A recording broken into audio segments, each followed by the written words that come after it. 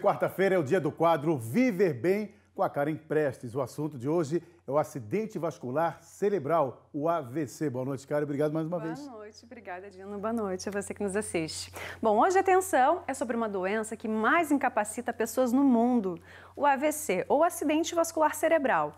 No Brasil, é a quarta doença que mais mata. E as pessoas que sofrem um AVC podem ter diversas de suas funções comprometidas, como a fala e os movimentos do corpo. A boa notícia é que, através da prevenção, os riscos de sofrer um AVC podem baixar em até 90% dos casos. E para falar melhor sobre este assunto, eu fui conversar com o neuroradiologista Dr. Rafael Ferreira. Confira a matéria.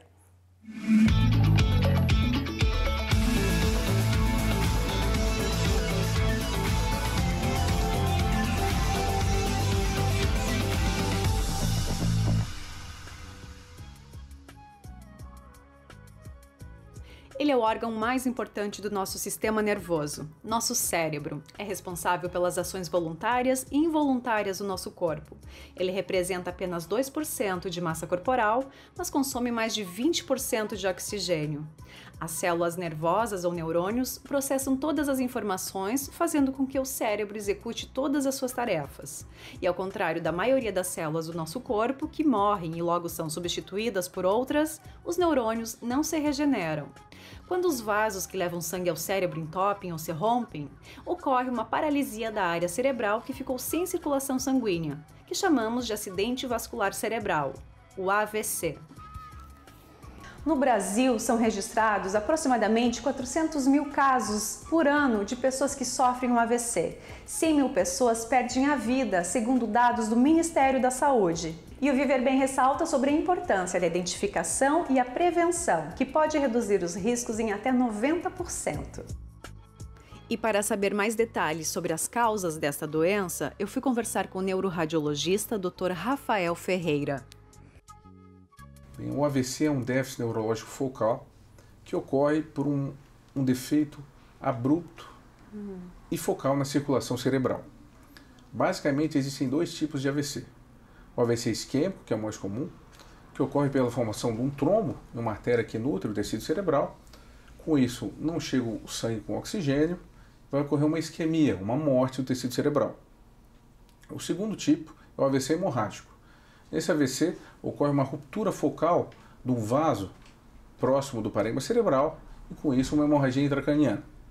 São duas condições clínicas que têm tratamento diferente. Por isso é importante que o médico, quando vai tratar e vai receber esses pacientes, faça essa abordagem e a diferenciação dos mesmos, já que a conduta dos mesmos vai ser diferente. E quais são os sintomas que a pessoa apresenta para a gente detectar assim, que é um AVC, pode ser um AVC? Então, cada porção do cérebro tem uma função. Isso vai depender, então, do vaso e da porção cerebral que for comprometida, e também da extensão do tecido comprometido. Se envolver o tecido cerebral da área motora, por exemplo, ele pode desenvolver uma paralisia abrupta da mão ou, às vezes, do hemicorpo inteiro. Se for uma área sensitiva, o paciente pode sentir um formigamento de uma região do corpo.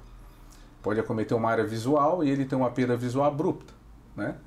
Então, vai depender também da extensão do tecido cerebral comprometido. Como eu falei, se for um infarto pequeno, às vezes só tem uma perda parcial da força da mão. Mas se for um infarto extenso e completo do tecido cerebral, ele vai ter uma hemiplegia completa do corpo. E qual é o perfil da pessoa que sofre um AVC? Existem fatores de risco não modificáveis, como a idade, a raça negra, a história familiar. E existem os fatores modificáveis, aqueles que a gente precisa agir. O principal deles seria a aterosclerose, que é a deposição de gordura nos vasos, né? E além disso também combate a hipertensão arterial, ao diabetes e o tabagismo. Um AVC pode causar danos irreversíveis ao paciente, por isso deve-se encaminhar rapidamente ao hospital para que a equipe médica possa realizar os exames e tratamentos adequados e evitar maior gravidade do problema. Então, um AVC é uma emergência, né? O paciente deve ser levado para o hospital, ser tratado por uma equipe, um neurologista, uma equipe que tenha disponível leito de UTI e monitorização de múltiplos parâmetros, né? Existe a terapia trombolítica, que ela é utilizada e já bem estabelecida na fase aguda do tratamento de AVC isquêmico. Existem critérios que vão selecionar os pacientes elegíveis para essa terapia.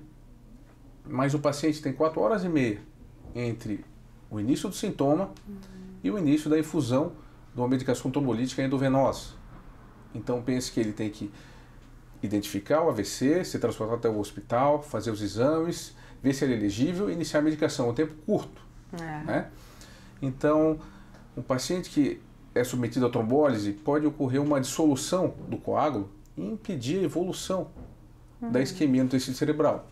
Então, o tratamento precoce e o acompanhamento desses pacientes é fundamental nessa fase aguda, justamente para tentar melhorar o prognóstico e diminuir o déficit desses pacientes. Então, existe um exame que é utilizado como screening na avaliação de pacientes com mais de 40 anos, pelo neurologista, pelo cardiologista, que é o ecodoppler de carótidas. Então, esse é um exame simples, barato, não tem nada de radiação. Ele é feito com aparelho de ultrassom, onde nós colocamos o transdutor no pescoço do paciente e vamos avaliar então as artérias que vão lá irrigar o tecido cerebral, são o sistema carotídeo, o sistema vertebral. Então a gente consegue avaliar então se existe alguma placa de gordura, se existe uma estenose, uma obstrução dessas artérias, então que isso é um fator de risco para o paciente ter AVC, ter essas placas de gordura na bifurcação carotídea. E na fase aguda, quando o médico recebe o paciente com AVC na fase aguda, ele vai utilizar da tomografia e da ressonância magnética para identificar o AVC. Então a tomografia e a ressonância são os 2 exames principais que vão ajudar nisso. É importante lembrar que o AVC pode ser evitado em até 90% dos casos. Por isso a importância de você estar com seus exames em dia. Não espere o pior acontecer. Afinal, não existe nada mais urgente que a sua saúde.